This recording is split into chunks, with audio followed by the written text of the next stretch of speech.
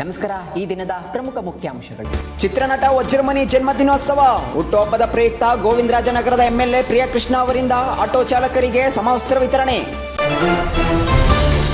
ಮೀಸಲು ಕುರಿತು ಸಂವಿಧಾನ ತಿದ್ದುಪಡಿಗೆ ಒತ್ತಾಯ. ಕರ್ನಾಟಕ ರಾಜ್ಯ ವಾಲ್ಮೀಕಿ ಸಮುದಾಯದ ಸಮಾನ ಮಹೇಸ್ಕರ ವೇದಿಕೆಯಿಂದ ವಿಧಾನಸೌಧದಲ್ಲಿ ಧರಣಿ.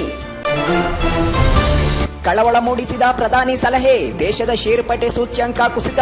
ಡಾಲರ್ ಎದುರು ರೂಪಾಯಿ ಮತ್ತಷ್ಟು ದುರ್ಬಲ. ಮಧ್ಯಪ್ರಾಚ್ಯದ ಬಿಕ್ಕಟ್ಟಿನ ಪರಿಣಾಮ ಮತ್ತೆ ಲಾಕ್ಡೌನ್ ಪರಿಸ್ಥಿತಿ ಬರುತ್ತಾ?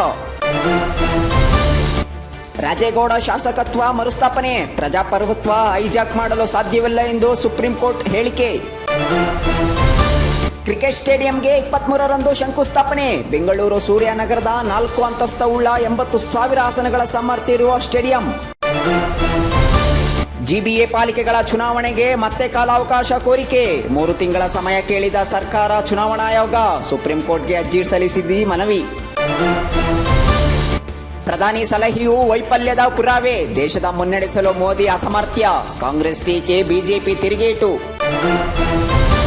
ಜುಲೈ 1ರಿಂದ ವಿಬಿಜಿ ರಾಮ್ಜಿ ಜಾರಿ. ಹಳೆ ಕಾಯ್ದೆಯಿಂದ ಹೊಸ ಕಾಯ್ದೆಗೆ ಬದಲಾವಣೆ. ಕೇಂದ್ರ ಗ್ರಾಮೀಣ ಅಭಿವೃದ್ಧಿ ಸಚಿವಾಲಯ ಅಧಿಸೂಚನೆ.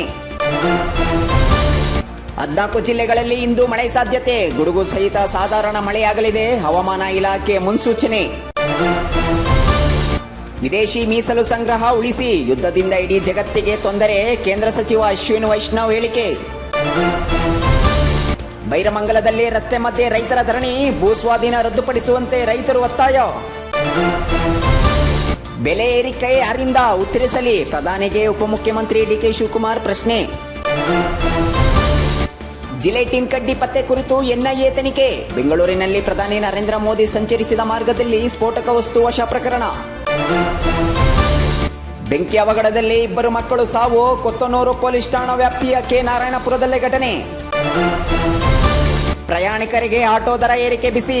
ಆಟೋ ಎಲ್ಪಿಜಿ ದರ ಹೆಚ್ಚಳ. ಕನಿಷ್ಠ ದರ 50ಕ್ಕೆ ಏರಿಸಲು ಆಟೋ ಚಾಲಕರ ಪಟ್ಟು.